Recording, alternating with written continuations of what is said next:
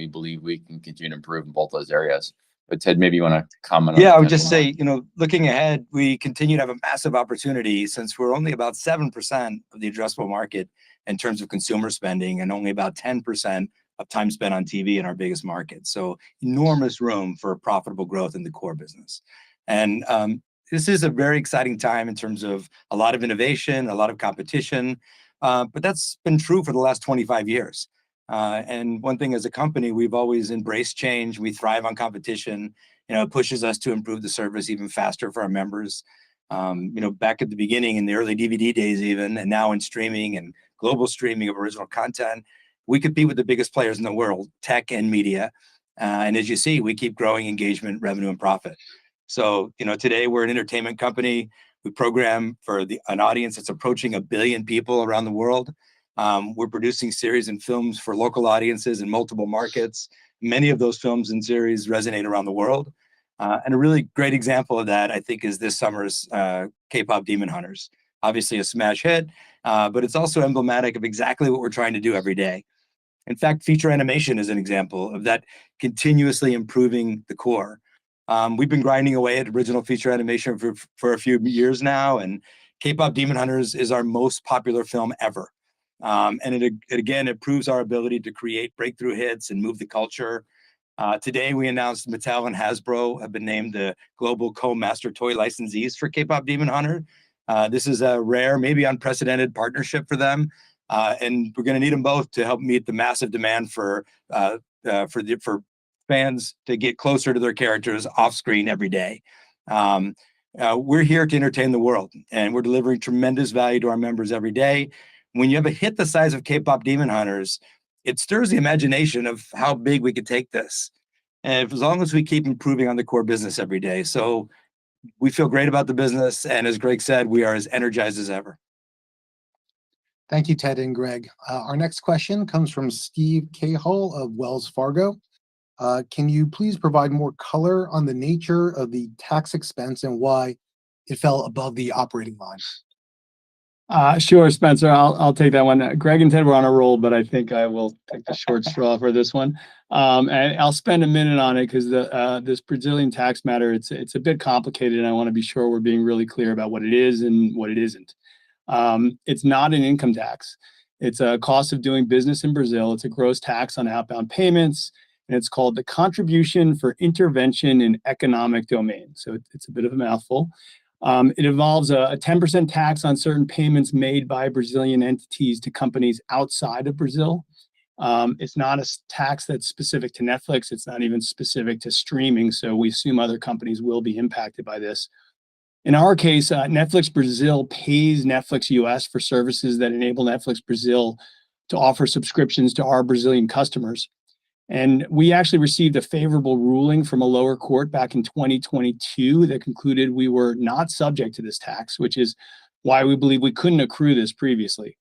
The legal issue in question relates to the scope of the transactions covered by the tax, and in particular, whether the tax applies to service payments that don't involve a transfer of technology.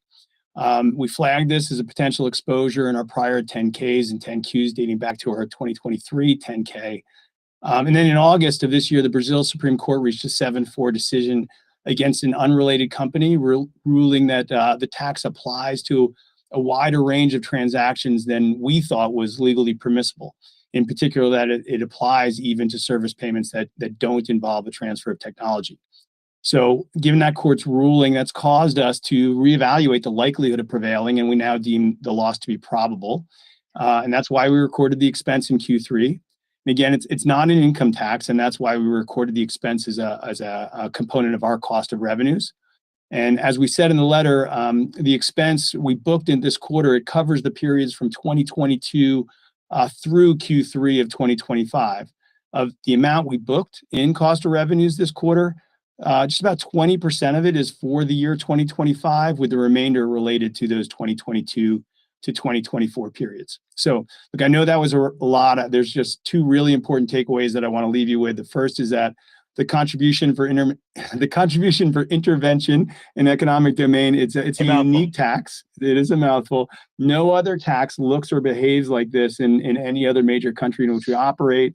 And secondly, absent this expense, we would have exceeded our Q3 25 operating income and operating margin forecast, and we don't expect this matter to have a material impact on our results going forward. Great, thanks, Spence. I'll move on to the next question, which comes from Tom Champion of Piper Sandler. Do you have any early views on revenue and operating income growth for 2026? I'll take this one as well. Jump in there, Yeah. Okay. So look, we'll issue a full year 2026 guidance on our next call in January, but our financial objectives are unchanged. We look to sustain healthy revenue growth, look to expand margins, and increase free cash flow. Now, we did last year on our Q3 call, we did issue full year guidance, but that was in advance of sunsetting membership reporting. So it was a pretty unique timing, given that upcoming change in reporting. For 26, again, we'll issue the full year 26 guide as we more typically would on our next call in January.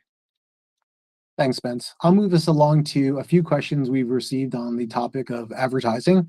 The first one comes from Jason Helfstein of Oppenheimer. Given your comment of doubling upfront commitments in the earnings letter, should we interpret this to mean that full year 2026 advertising could also double? I'll start by just saying it's exciting to see our progress in 2025, more than doubling our ads revenue there. While, of course, it's still off a small base relative to the size of our subscription revenue. But we feel like we've established the fundamentals of the business now. We've proven we know how to scale. We see plenty of room for growth ahead. And what's making up that growth right now, as you mentioned, we more than doubled our US upfront commitments. That lands partly in 25 and partly in 26, which I think you're alluding to here. Perhaps even more importantly, though, we're seeing even higher rates of growth in programmatic. And that's more important because we believe that's going to be an increasing part of that incremental revenue contribution going forward. What are driving those results? Advertisers are excited about our growing scale. We got a highly attentive and engaged audience. The rollout of our ad tech stack means we got more formats, we got more measurement, we got more ways to buy. And of course, our slate is a critical and important source of competitive differentiation. So while I'll refrain from offering any 2026 guidance, I would say we are feeling good about our growth trajectory. Thanks, Greg. A follow-up on that one from Vikram Kesavabotla of Baird. Your offering to advertisers has evolved significantly in 2025, including the launch of the ad suite and the integrations with additional demand sources. As we look into next year, what are some of the key priorities for the advertising business? Yeah, consistent with the last comment and answer, we made considerable progress in building out our general capabilities in the ad space. So if you use our beloved crawl, walk, run model, we're now squarely in that walking phase. The rollout of the ads suite, our own ad suite, has been great because it means we're just continuing to learn and improve the stack based on client feedback. So we've got a really fast iteration loop going there that we're excited about. Key priorities and focus for us is making it easier for advertisers to buy on our service. We want to increase the diversity of advertisers we have. That's a key direction of growth for us that enables that revenue growth. We're adding more demand sources like Amazon DSP, AJA in Japan. We're improving our own ad sales and go-to-market capabilities. We're also iterating on ad formats. Later this quarter, we'll be introducing ad interactivity. And taking that into 2026, you're going to see us continue to develop along some of those lines. So more ways to buy, more data for targeting and media planning capabilities globally, more modular and interactive ad formats with enhanced AI capabilities, and more measurement functionality in all of our markets. And then in 2027, we get to pivot to make more focused investments in data capabilities such as ML-based optimization, advanced measurement, advanced targeting. So I would say, we've got our legs underneath us. We're making a good pace, but we've got a lot ahead of us to go do.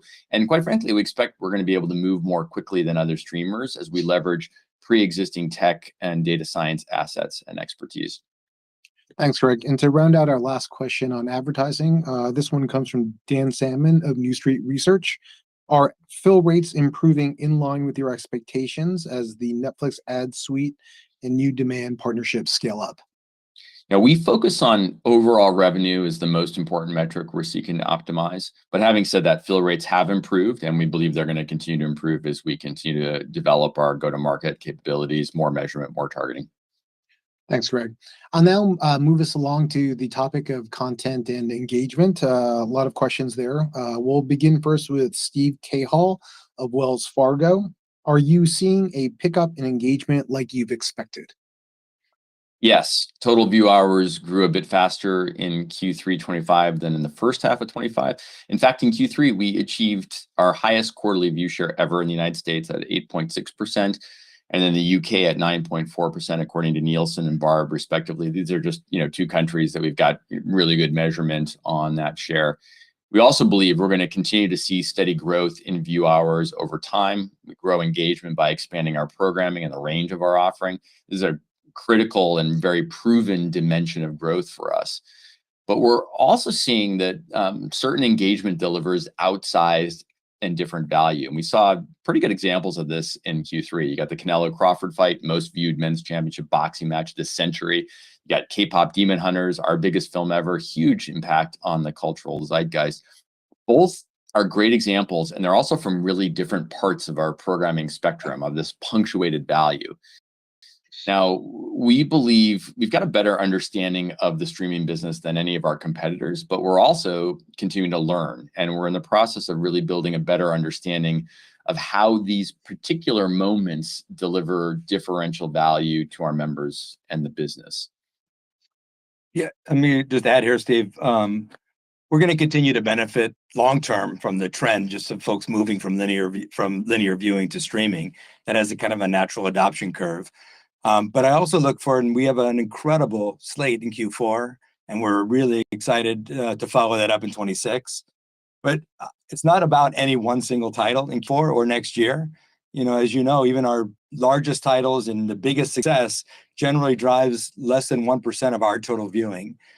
So it's really about having a steady drumbeat of shows and films that our members love. That's what drives continued steady growth and engagement over time. And we gave a lot of detail about our Q4 coming up in the letter, including an incredible slate of film and the wild ride finale of Stranger Things.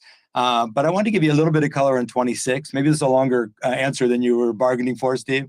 But we're really particularly excited about a few things that coming up next year, like the return of some of our biggest and most loved shows like Bridgerton, Beef, Emily in Paris, One Piece, Outer Banks, Virgin River, The Gentleman, Avatar, The Last Airbender, Running Point, Ginny and Georgia, Lupin, all coming back for new seasons in 26. We've got this amazing slate of films with, a big event film from Greta Gerwig with Narnia. Here Comes the Flood, starring Denzel Washington. Ben Affleck is directing this great movie for us called Animals. Apex from Charlize Theron, an incredible action movie. Matt Damon and Ben Affleck are on screen together and starring in The Rip. A couple of great rom-coms, Office Romance with Jennifer Lopez, and People We Meet on Vacation. Our French team has got an incredible epic film, Quasimodo, coming up. And Peaky Blinders fans are going to freak out for the Peaky Blinders movie, The Immortal Man, with Cillian Murphy. It's really great. And lots and lots of brand new series work going on this year and coming out in 26. Golf with Will Ferrell, Little House on the Prairie, Man on Fire. We have new series from the Duffer Brothers, amazing slate of K-dramas. That's just to name a few. But in other words, we've got a pretty great 26 coming up after this pretty phenomenal Q4. Thanks, Ted. Dan Kurnos from Benchmark Company has a question about our Spotify partnership. How should we think about the recent deal with Spotify? How aggressively will you build out this podcast category?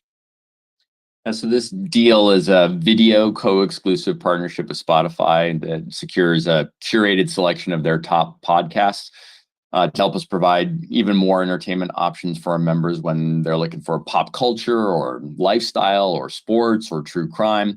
And we get to deliver to them wherever and however they want to watch. And we're going to build into this category like we do with our other categories based on demand signals that we get from our members.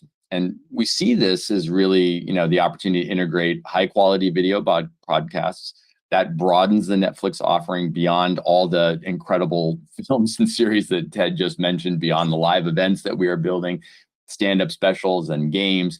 And we hope that, that ultimately reinforces our value as the most important service for your entertainment needs. Thanks, Greg. Our next question comes from Robert Fishman of Moffett-Nathanson. Following the strong theatrical performance of K-pop Demon Hunters, can you share your updated perspective on monetizing some of your content in the theatrical window on an exclusive or non-exclusive basis? Well, first of all, thanks, Robert. There's no change in the strategy. Our strategy is to give our members exclusive first-run movies on Netflix. We occasionally release certain films in theaters for our fans, like we did with K-pop Demon Hunters, or as part of our launch strategy, publicity, marketing, qualification, all those things, and we'll continue to do that. We believe that this film, K-pop Demon Hunters, actually worked because it was released on Netflix first. Look, we had a film that people fell in love with. That's first and foremost. But not in a huge way on the first day or even the first weekend. In fact, it was the super fans who watched the movie and repeat watched the movie that drove the recommendation engine, that got it in front of more super fans who also fell in love with the movie. So that ease and value that allowed folks to repeat view it, the ubiquity of distribution, which took all the guesswork out of how to watch it when you did finally see it show up in your social media feed. All of this contributed to K-pop Demon Hunters blowing up all over the world. And I would argue in a way that it couldn't happen anywhere else. If anything, this actually reinforces our strategy because being on Netflix gave the film a chance to build momentum. And it allowed fans to learn the songs and to watch it over and over again and to make their own posts and their own dances around K-pop Demon Hunter. Now, for some films, seeing it together and singing out loud is super fun, and it's a differentiated experience. And we were able to do that with the K-pop Demon Hunter sing-alongs 8 weeks after the film premiered on Netflix. And we did have a good weekend. But we created a great night out, and we're going to do it again on Halloween weekend. And this time, every major theater chain is on for the ride. We're also adding a few international markets. So it's been really fun to see this film and to see our ability to break through pop culture on par with some of the biggest theatrical films ever. And it's even better that it's with an original animated feature because it's so hard to do. Great. We now have a question on our live events from Vikram Kesavabotla of Baird. What were your observations from the Canelo versus Crawford fight in September? How are these types of live events impacting engagement, acquisition, and retention on the platform? Yeah, well, like Greg said earlier, that the Canelo Crawford fight, it was the most viewed men's championship fight of the century. Had over 41 million live plus one viewers. It was in the top 10 in 91 countries, and it was a great fight. So we believe these big events that attract mass audiences are kind of differentially valuable for our members. It's a kind of urgent viewing that our members love and value. So these events typically have outsized positives for conversation and for acquisition, and we strongly suspect retention. However, we've said earlier, live is only a small portion of our content spend, and it's a very small portion of our 200 billion hours viewed. So it's it's relatively small still, but hugely outsized impact.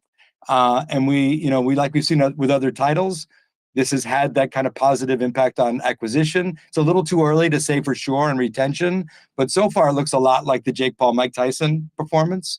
And we remain incredibly excited about the opportunity in live. So, upcoming, we've got Jake Paul versus Tank Davis from Miami, November 14th.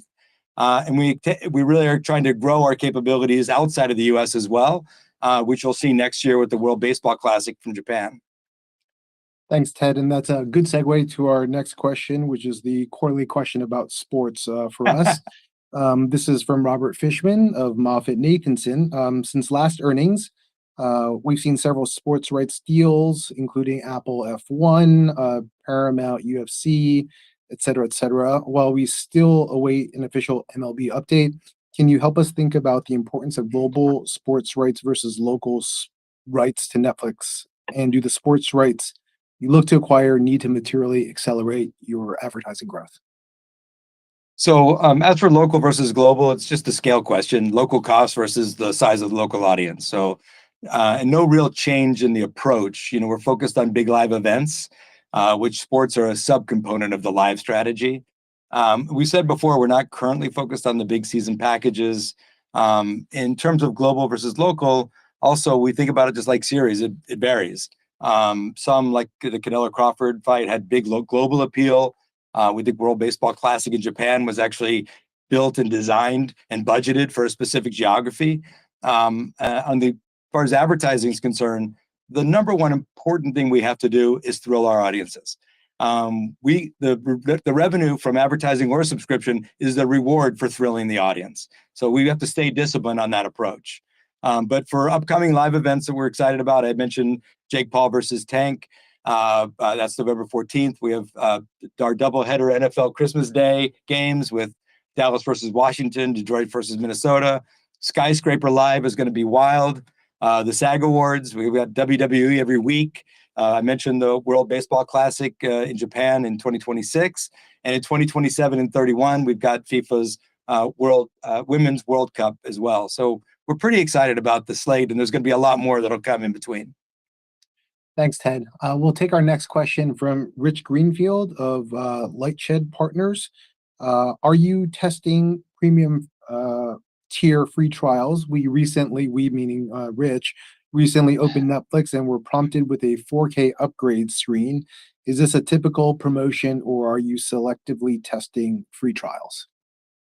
Yes, we test and productize a variety of offers that we think help members understand and sometimes try a feature or benefit that we think they might enjoy. So if you got a 4K TV, as Rich does, you might get a notice from us and say, do you want to try watching, let's say, Skyscraper Live that Ted mentioned, somebody free climbing Taipei 101 in 4K, and decide if that's a good option for you. But ultimately, we want a range of plans, we want a range of features, different price points, and then we want to help members choose the right plan for themselves. We think that yields a better member satisfaction, it yields better engagement and retention, and a better long-term business. Thanks, Greg. We've gotten a series of questions on M&A on that topic today, not surprising given the announcement from our friends at Warner Brothers Discovery. So we'll take this next question from Jessica Reif-Ehrlich of Bank of America. Do you see potential industry consolidation reshaping the competitive landscape? Do you see that as an opportunity or threat? What implications might that have for Netflix's content strategy and differentiation? Thanks, Jessica. Look, we'll take it in two parts. First, the opportunity. It's true that historically we've been more builders than buyers, and we think we have plenty of runway for growth without fundamentally changing that playbook. Nothing is a must-have for us to meet the goals that we have for the business. But as we wrote in the letter, we focus on profitable growth and reinvesting in our business, both organically and through selective M&A. And when it comes to M&A opportunities, we look at them, and we look at all of them, and we apply the same framework and lens that we look at when we look to invest in a build. Is it a big opportunity? First question. Second, if it's IP, does it strengthen our entertainment offering? Is there additional value in ownership? Does it strengthen our existing capabilities somehow? Does it accelerate our existing strategy? By the way, and you look at all these things relative to the price, relative to the opportunity cost, and relative to other alternatives.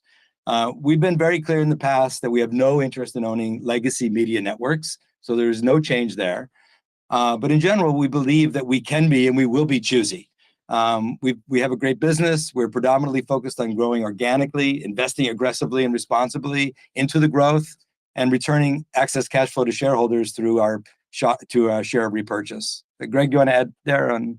Yeah, maybe I'll try and speak to that second part of this, the threat part of the question. You know, we've always faced significant competition. We still face it today. This is, an incredibly competitive entertainment environment. We've also seen a lot of industry consolidation over the years. Think about Disney, Fox, and Amazon picking up MGM, of course, Time Warner and AT&T, and then Discovery and Warner. But, none of those mergers were a fundamental shift in the competitive landscape. And we have seen also a wide range of outcomes from such mergers. So watching some of our competitors potentially get bigger via M&A does not change, in and of itself at least, our view on the competitive landscape. And we don't think it changes the substance of the challenge that our competitors face. Specifically, the range of activities that we and our competitors have to get great at has never been assembled in a single company before. Think about, producing film and TV shows across multiple genres and multiple languages in dozens of countries around the world. Trying to figure out how to incorporate the latest technology, including, AI and Gen AI. We're trying to figure out how we build, better product experiences that conserve consumers better around the world. How about customer acquisition and retention? How do we optimize global payments? How do we optimize global partnerships? There is so much. And we want to get better at all those things. Our competitors are seeking to get better at all those things, of course, as well. But you have to do that by the hard work of developing those capabilities in the trenches day to 100%. day.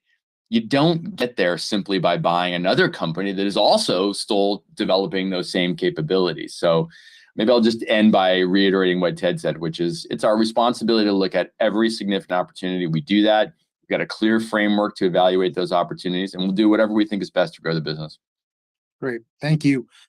David Joyce from Seaport Research Partners has a slightly different angle on the M&A question. Should potential industry consolidation with embedded studio and streaming assets, could that lead to less third-party content accessibility for Netflix? Thanks, David. Look, original titles are the big business driver for us. That's why we got into this, more than 10 years ago. It's why we continue to grow and expand the original content investment across new genres, new content forms, and multiple geographies. So we're happy to license titles from industry suppliers to complement our offering. But it's worth noting that we've always seen these kind of ebbs and flows from third-party content in terms of access to it. Our competitors are also our suppliers, so they change their minds sometimes about selling to competitors. So we've been dealing with that since the beginning of streaming. But as we sit here today, we're not dependent on any single supplier. No single supplier represents more than a small minority of our total view hours. And more importantly, I think, is that we've proven time and time again that licensing to Netflix is the best way to build audience, build revenue, and create value for your IP. Whether it's Suits or Peaky Blinders or Breaking Bad, we played a very positive role in the life cycle of other folks' IP, and we suspect that dynamic will continue. Great. We now have a question from Justin Patterson of KeyBank. Netflix recently launched party games that are playable on the TV. How do you think gaming could change the time members spend with Netflix each day? Well, games are clearly a form of entertainment that consumers care about, and in terms of the time they spend, which you noted, as well as the money they spend. It's approximately $140 billion opportunity consumer spend, ex China, ex Russia. That doesn't even include the ad revenue, which of course is linked to the time and engagement. We've mostly talked so far about our work in this space as games, because that's an easy shorthand. But we see this initiative as more about interactivity broadly, and how does interactivity become complementary to linear storytelling? How does it able to unlock whole new entertainment experiences? For example, real-time voting will be our first live interactive feature. We're currently testing it on Dinner Time Live with David Chang. It's going to roll out more broadly, starting with Star Search in January.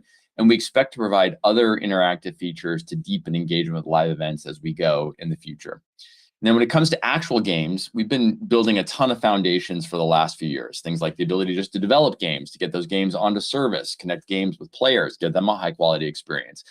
And going forward, we're building on top of that foundation, but focusing on offering more high quality games in a few key genres and targeting the right cohort of users. So this is a less is more strategy on a few identified verticals.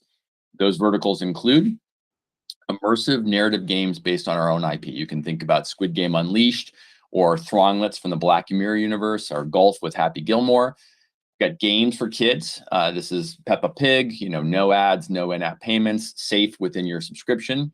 Mainstream established titles, think about what we did with Grand Theft Auto, as well as socially engaging party games, which you noted. We're rolling out this holiday season a slate of party games on TV. It's great for the whole family. When you're in front of that TV, all you need is the TV and your phone as a controller. It's like Boggle Party, Pictionary Game Night, Lego Party, Tetris.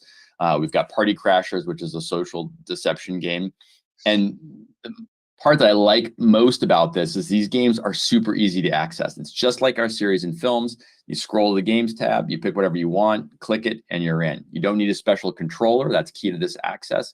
And in the years ahead, actually, speaking of controllers, we expect creators will really find interesting and novel ways to unlock all of the power that is in this incredibly advanced controller that we all happen to have in our pockets, which of course is our phones. So we're just starting to scratch the surface today. We think there's much more we can ultimately do in this space. Yet we already see how this approach not only extends the audience's engagement with the story, but it creates a synergy that reinforces both mediums, the interactive and the non-interactive side. It drives engagement, it drives retention, and therefore supports the business. So looking ahead, we're going to ramp our investment in this area judiciously based on demonstrating that we're ramping returns to the business, but we're extremely excited about, the progress we've got ahead of us. I would say do not play boggle with Greg. He's very, very good. That's Not as good clearly as our head of the games unit, but he's good. He has a leg up on us. He's very good. He does. I think he gets to play it quite often. All right, we have another question from Steve Cahall of Wells Fargo. Last quarter, you talked about Netflix being a great place for some creators on YouTube. Since then, you've announced one new creator deal with Mark Rober. Should we expect more on this front, and what kinds of content are you looking for? Yeah, thanks, Steve. I said before, but we want to be in business with the best creators on the planet, wherever they are. And some of them are in Hollywood, some of them are in Korea, some of them are in Paris, and some of them are sitting on social media platforms and have yet to be discovered. So not everything on YouTube is a fit for us, but there are some creators like Mark Rober, like Miss Rachel, that are great fits for us. And remember, working with content creators from other platforms isn't a recent thing for us. Folks remember over the years, we made Hype House. We partnered with Miranda Sings. She had a stand-up comedy special and a series called Haters Back Off. King Bach, who's a big star on social media. You can see him in a lot of our films, Babysitter of Killer Queen, When We First Met, just to name a few.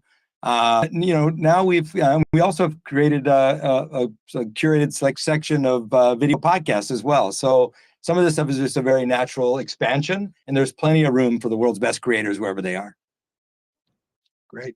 We'll now wrap up with our last topic, which is Gen AI, and two sort of questions, or maybe a two-part question. The first part comes from Doug Anmuth of JP Morgan, who's asking, how has your thinking evolved over the past couple of years about Netflix's ability to leverage AI? And related, John Hudlick at UBS asks, what are your thoughts on the impact from Sora 2 and other new AI content creation apps in terms of increased competition from short form video? Do you think it creates new competition from an engagement standpoint? Perhaps I'll kick it off in the first part of that question. And our thinking about AI hasn't really changed over a decade and a half more.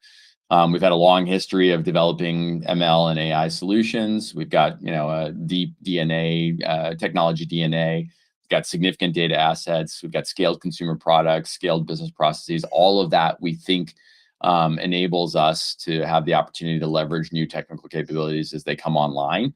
And that's our job. We're engaging proactively to do so. As we said in the letter, specifically with Gen AI, we see a huge number of places in the business where we can bring these technologies in. They provide more capable tools. They improve productivity. They improve velocity of innovation. They deliver better results for members, for creators, for partners. The vast majority of those cases involve us going to market for solutions and just integrating them into our existing tools and products. But there are a few spaces where we think that making targeted investments is important. We think we can develop, often using building blocks from others. So think about this as foundational models that we get open source or commercially, to make cutting edge tools and cutting edge experiences.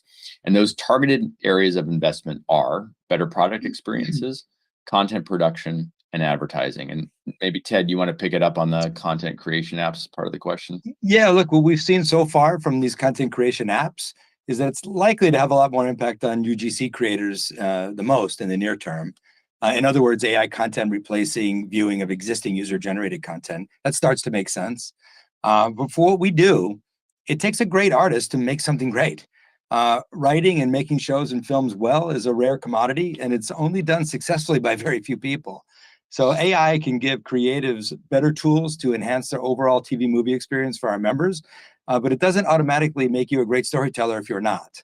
So if music is a leading indicator of all this, AI generated music has been around for a long time, and there's a lot of it.